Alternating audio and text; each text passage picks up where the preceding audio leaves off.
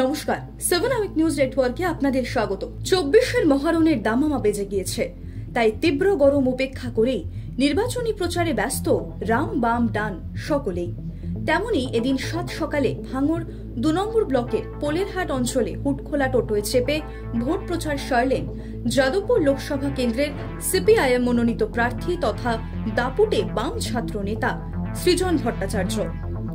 যাদবপুর লোকসভার অন্তর্গত ভাঙড় বিধানসভা পূর্বে বামেদের পাকাপোক্ত ঘাঁটে হিসেবেই পরিচিত ছিল। আর এদিন প্রচারের ফাঁকে সাংবাদিকদের মুখোমুখি হয়ে তেমনটাই জানালেন আত্মপ্রত্যয়ী সৃজন। ভাঙড় তো লাল ঝান্ডার পুরনো জায়গা।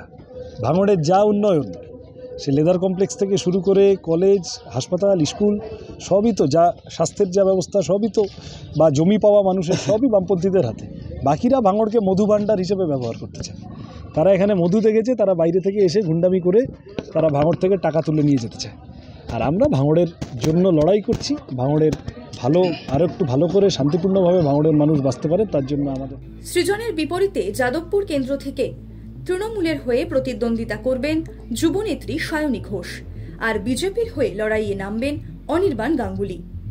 বিভাজনের রাজনীতিকে হাতিয়ার করে বিরোধীদের কটাক্ষ করে কি বললেন সৃজন, শুনবো।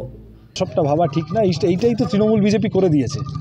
আমরা ছোটবেলা জানতাম এই পার্টিটা চাষি মজুরদের পার্টি, ওই পার্টিটা জমিদারদের পার্টি, এইভাবে। এখন দেখি কেউ বলে ওইটা হিন্দুদের পার্টি, ওইটা মুসলমানদের পার্টি। তার মানে ওরা রাজনীতিটাকে এইরকম করে দিয়েছে।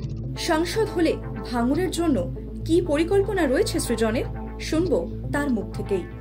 চাই আর আমরা বুঝি গরিব লোকের হকের লড়াই, সে ক্ষেত মজুরের রোজের টাকা বাড়ানোর লড়াই হতে পারে, কৃষকের ফসলের খরচের 1.5 গুণ দাম তার লড়াই হতে পারে, 100 দিনের কাজটাকে পারলে 200 দিন বানানো, ফিরিয়ে তো আনতেই হবে, সেই কাজ হতে পারে। স্কুল কলেজ, আমি তো এখন থেকে বলছি ভাঙড়ে হাসপাতাল তৈরি করব। সাংসদ ভাঙড়ের কর্মী সমর্থকদের আইএসএফের প্রথম দিন থেকে বলছি যে আসেন, আপনারা তৃণমূলের বিরুদ্ধে লড়াইটা যদি ভালো করে সবভাবে লড়তে চান, বিজেপির বিরুদ্ধে লড়াইটা যদি লড়তে চান, তাহলে লাল ঝান্ডা ছাড়া 7টা বিধানসভা জুড়ে, যাদবপুর লোকসভা জুড়ে তৃণমূল বিজেপিকে। সব মিলিয়ে জয়ের বিষয়ে আশাবাদী সৃজন। যাদবপুরের মানুষের মন সত্যিই জিততে পারেন কিনা তার উত্তর মিলবে 4 জুন। ভাঙড় থেকে মামনি রয় রিপোর্ট, 7 আওয়ার নিউজ নেটওয়ার্ক।